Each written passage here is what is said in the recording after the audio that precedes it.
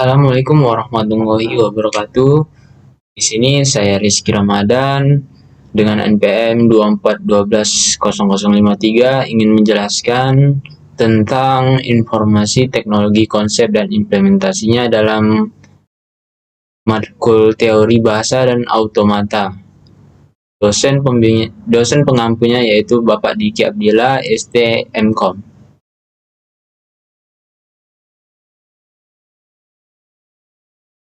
Kita lihat di sini daftar isi pada PowerPoint yang saya buat, yaitu pertama pengantar teknologi informasi, yang kedua eksistensi teknologi informasi kini dan esok, yang ketiga TI pada bidang kesehatan, yang keempat TI pada bidang lingkungan, yang kelima TI di bidang pemasaran, yang keenam TI pada bidang keuangan, yang ketujuh TI pada bidang manajemen, yang kedelapan TI pada bidang perbankan, yang kesembilan TI pada bidang ekonomi, yang ke-10 TI pada bidang bisnis, yang ke-11 TI pada bidang akuntansi, yang ke-12 yaitu TI pada bidang pemerintah, yang terakhir yaitu TI pada bidang pembelajaran. Baiklah, selanjutnya langsung kita masuk ke bab 1, yaitu pengantar teknologi informasi. Mengapa informasi diperlukan?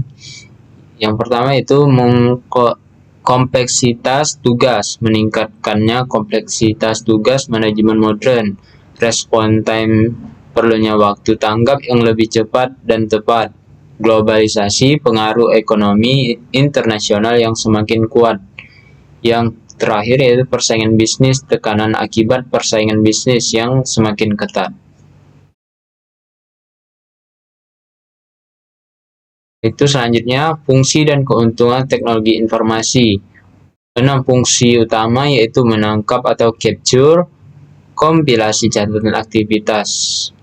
Yang kedua itu mengolah atau processing, konversi dan analisa data. Yang ketiga menghasilkan atau generating informasi yang berguna. Yang keempat menyimpan atau store, merekam dalam media. Yang keempat mencari kembali, retrieval, menelusuri data. Yang terakhir transmisi, mengirim data antar lokasi. 4 keuntungan utama, speed, yaitu mengerjakan perhitungan kompleks jauh lebih cepat dari manusia. Yang selanjutnya konsistensi, hasil pengolahan tidak berubah-ubah karena sudah berstandar. Yang ketiga precision, mendeteksi perbedaan yang tidak terlihat oleh kemampuan manusia.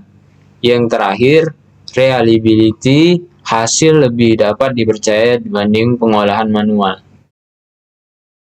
Selanjutnya yaitu perkembangan generasi komputer. Pada generasi tahun 1946 sampai tahun 1959, yaitu menggunakan vacuum tube, bahasa mesin ukuran besar. Pada generasi kedua, pada tahun 1959 sampai tahun 1964, transistor Fortran real time yang digunakan.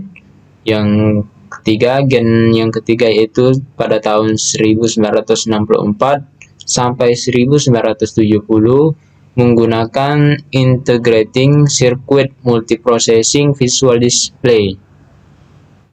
Yang generasi keempat 1970 menggunakan LSI atau VLC, mikroprosesor personal komputer. Pada generasi kelima sampai sekarang menggunakan AI atau ULSI, Parallel Processing Natural Language. Masuk ke bab yang kedua yaitu eksistensi TI kini dan esok. Proyeksi pertumbuhan sektor TIK Indonesia. Proyeksinya itu 9,8 sampai rentang 10,3% pertumbuhan TIK pada tahun 2022 BKF. faktor pendorong pertumbuhan TI. Yang pertama itu pandemi COVID-19 mempercepat adopsi digital. Yang kedua, revolusi industri 4.0, IoT, AI, Cloud. Yang ketiga, Indonesia berpotensi jadi ekonomi digital terbesar. Peran TI dalam kehidupan. Yang pertama yaitu keuangan dan perbankan. Yang kedua, perniagaan dan e-komersi. Yang ketiga, pemerintah atau e-gov. Yang keempat, transportasi. Yang terakhir, pendidikan. Selanjutnya, tantangan dan prediksi masa depan TI. Tantangan TI atau Walter, keandalan dan stabilitas mesin produksi, masalah keamanan teknologi informasi, keengganan berubah dari pemangku atau kepentingan. Yang keempat, kurangnya kompetensi yang memadai, potensi hilangnya pekerjaan karena otomisasi, kelebihan TI digital. Yang pertama, ekstabilitas data yang lebih tinggi. Yang kedua, keutuhan data transmisi. Yang ketiga, mendukung perkembangan ekonomi. Prediksi kemajuan TI. Yang pertama, layanan seluler atau 5G. Yang selanjutnya, keamanan e-komersi. Yang selanjutnya, AI dan cloud computing. Dan selanjutnya, crypto dan net. Kelemahan TI digital. Yang pertama, cybercrime dan kejahatan internet. Yang kedua, kesalahan digitalisasi data. Sering terjadi ketergantungan pengguna. Ini yang sering terjadi pada kelemahan TI digital pada era sekarang. TI pada bidang kesehatan. Pada bab ketiga, peran TI di bidang kesehatan meliputi manajemen data pasien secara elektronik, aplikasi kesehatan berbasis mobile, resep elektronik atau e-prescribing. Yang keempat, mendukung keputusan klinis. Selanjutnya, riwayat medis elektronik atau HIR atau EMR. Yang terakhir, monitoring pasien berbasis IoT. Yang di bawah ini adalah telehealth, e-health, dan IoT monitoring. Selanjutnya, kita masuk pada inovasi di kunci HIR dan IoT di kesehatan. Electronic Health Record atau EHR. Yang pertama, dokumentasi kesehatan digital otomatis meningkatkan kualitas perawatan dan mengurangi kesalahan medis. Dan yang ketiga, komunikasi efektif antar penyedia layanan kesehatan, data untuk tujuan pendidikan dan penelitian. Yang terakhir, efisiensi biaya karena data diproses digital. Selanjutnya, monitoring pasien berbasis IoT. 3 komponen utama IoT. Smart device mengumpulkan data lingkungan, aplikasi IoT mengintegrasi dan menganalisis data dengan AI, antarmuka grafis, kontrol dan monitoring perangkat. Manfaat IoT yaitu di kesehatan. Yang pertama, pemantauan jarak jauh atau real time. Yang kedua, mengurangi lama rawat inap pada pasien. Masuk ke yang bab 4 yaitu TI pada bidang lingkungan.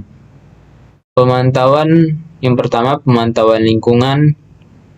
Sistem informasi berbasis TI untuk memantau kondisi alam secara real time. Ini untuk lingkungan. Yang lingkungan bisnis yaitu TI memfasilitasi pemahaman lingkungan internasional dan cara memasuki pasar global.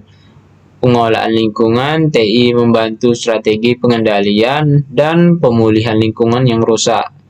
Pencemaran dan kerusakan, pemodelan data TI membantu analisis penyebab Masuk saja pencemaran dan kerusakan. Pemodelan data TI membantu analisis penyebab dan dampak kerusakan lingkungan. Kita masuk lanjut ke slide berikutnya. TI di bidang pemasaran.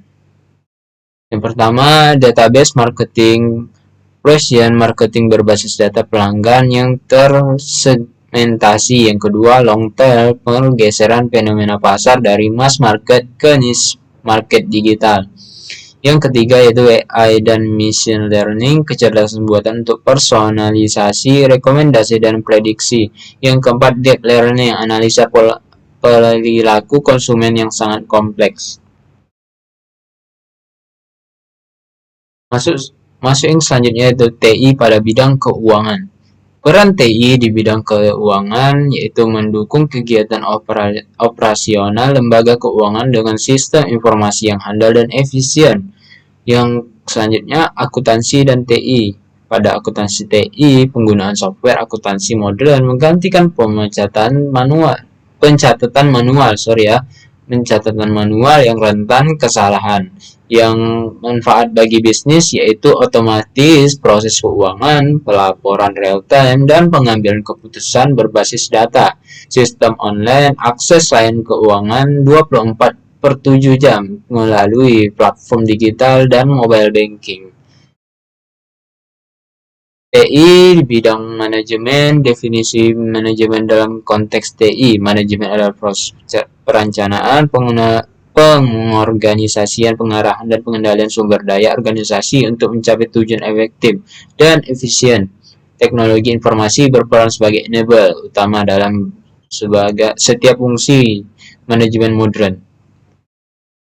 Supply chain management. TI mengoptimalkan alur rantai pasokan mulai dari pengadaan hingga distribusi produk. Selanjutnya, HR Management, sistem informasi SDM untuk rekrutmen, penggajian, dan evaluasi kinerja karyawan. Yang ketiga, Discussion Support. TI menyediakan data dan analis untuk mendukung pengambilan keputusan yang manajerial. Selanjutnya, TI pada bidang perbankan. Transformasi digital perbankan, uang elektronik, e-money, dompet digital, dan pembayaran contactless sebagai pengganti uang tunai. Fitness Challenge, persaingan dari startup fitness yang menawarkan layanan lebih cepat dan murah, keunggulan proses bisnis, efisiensi transaksi, laporan otomatis, dan pengurangan biaya operasional perbankan. Peluang fitness yaitu kolaborasi bank dengan fitness untuk memperluas jangkauan layanan keuangan. Selanjutnya, ekosistem keuangan dan sistem perbankan digital, mobile banking atau e-wallet yang biasa digunakan, sistem e-commerce, payment gateway, Bitcoin dan crypto asset, internet banking, dan ATM online yang selalu digunakan pada bank-bank tertentu, fitness, dan P2P lending. Itu sistem keuangan digital pada era sekarang. Pemanfaatan TI dalam perbankan, mencatat otomatis transaksi, rekontasi real-time, laporan keuangan digital, audit melalui komputer. Yang ke-9 yaitu TI pada bidang ekonomi, tahapan era revolusi industri. Yang pertama, RI 1.0 abad 18, mesin uap industrialisasi awal. Yang RI 2.0 awal 1900, listrik dan motor produksi massal. RI 3.0 1970 ke 1970, elektronik dan IT otomatisasi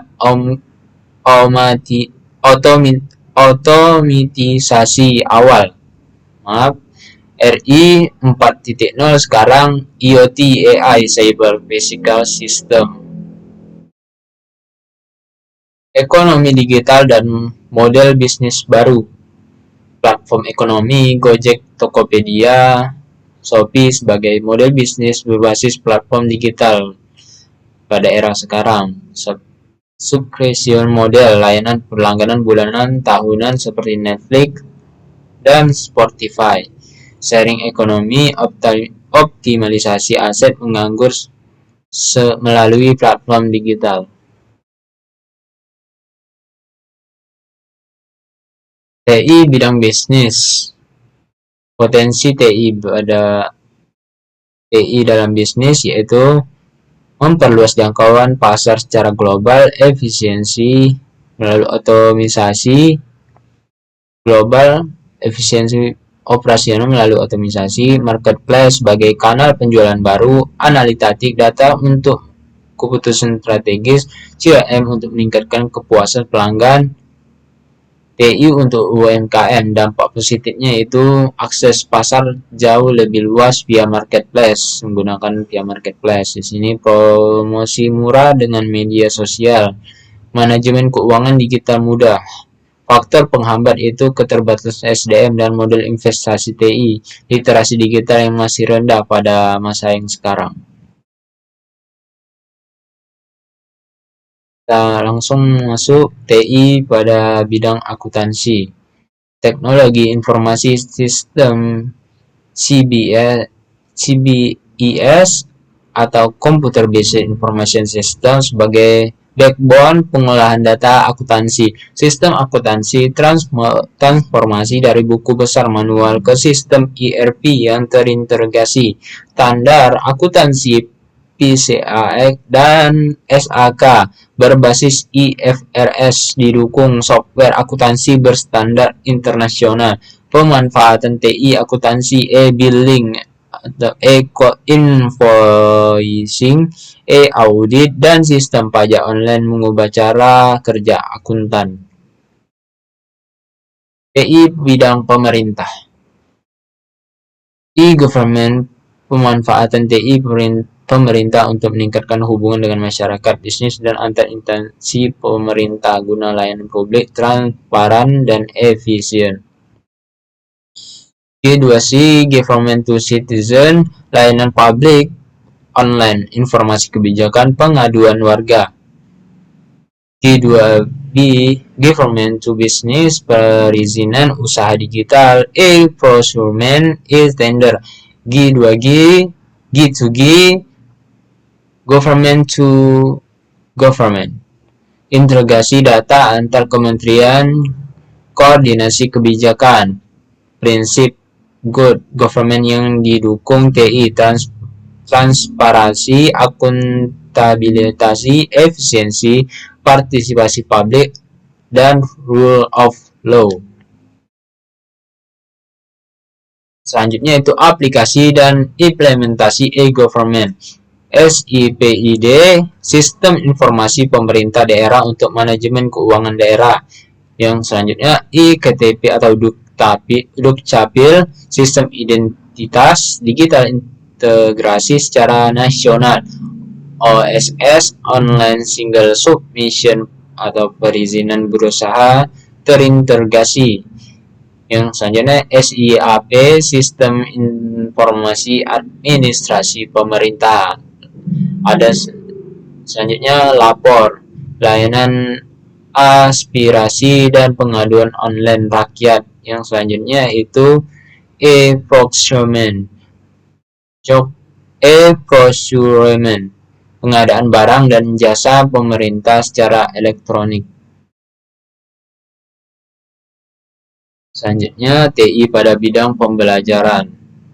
E-learning, pembelajaran jarak jauh berbasis platform digital, model Google Classroom dan Zoom, media interaktif, video, animasi, simulasi, dan gamifikasi sebagai media pembelajaran modern, manajemen pendidikan sistem SIAKAT, registrasi online, pembayaran digital, dan absensi elektronik.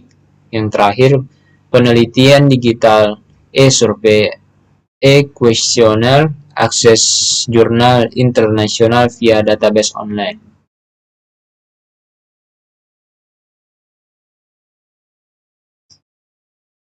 E-learning, pembelajaran berbasis TI, 24/7, akses kapan saja. 2/7 akses kapan saja. Yang kedua, sumber belajar real time, umpan balik. Peran TI dalam pembelajaran menurut kebijakan pemerintah. Yang pertama, meningkatkan produktivitas akademis atau pengolahan data angka suara. Yang kedua, mendukung manajemen pendidikan secara digital dan transparan, mendorong kolaborasi antara institusi pendidikan secara online, memperluas akses informasi dan sumber belajar tanpa batas, memfasilitasi penelitian dengan alat pengumpulan data digital. Yang terakhir, menyediakan hiburan edukatif dan musik, video, gamifikasi edukasi. Selanjutnya, revolusi industri 4.0 dan teknologi informasi. Internet of Things (IoT) atau IoT, koneksi perangkat fisik dengan dunia digital. Big data dan analytics, pengolahan data besar untuk wawasan bisnis. Cyber physical system, integrasi proses fisik dan komputasi secara real time. Artificial intelligence, kecerdasan buatan untuk otomatisasi keputusan. Cloud computing, komputasi awan untuk fleksibilitas dan skalabilitas. Yang terakhir, blockchain, teknologi buku besar, terdesentralisasi dan aman. Artificial intelligence dalam ekosistem TI, AI, machine learning, deep learning.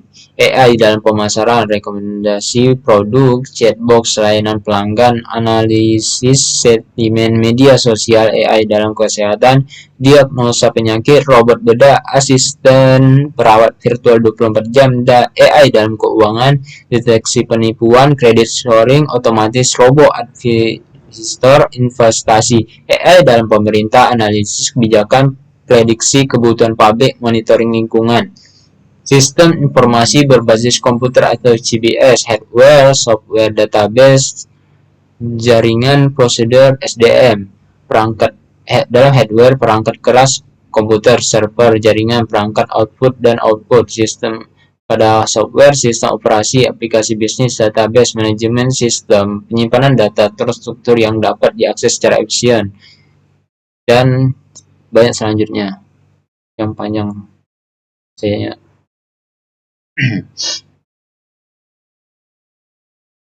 Selanjutnya, klasifikasi komputer dan perangkat lunak.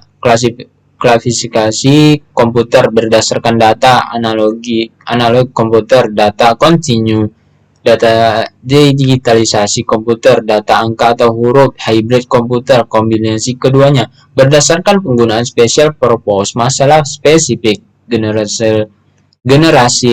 general purpose, masalah umum, berdasarkan ukuran mini, small, medium, layer, super.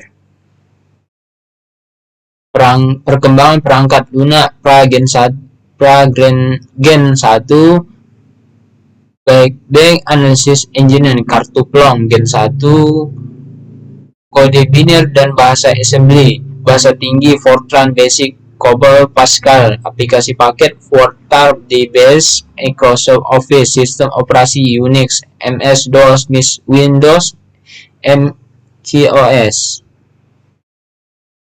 Selanjutnya yaitu dampak TI pada bidang sektor kehidupan, IHR atau IoT, monitoring AI digital hardware, keuangan, mobile banking, finance, payment, computing, pada bisnis dan pemasaran, marketplace, CRM, digital marketing, AI analytics, pada pendidikan, e-learning, LMS, zakat digital dan library, pada pemerintah yaitu e-government, G2C, G2B, GOS, dan procurement, pada lingkungan yaitu pemantauan iklim, pengolahan data, sumber daya, dan smart agriculture.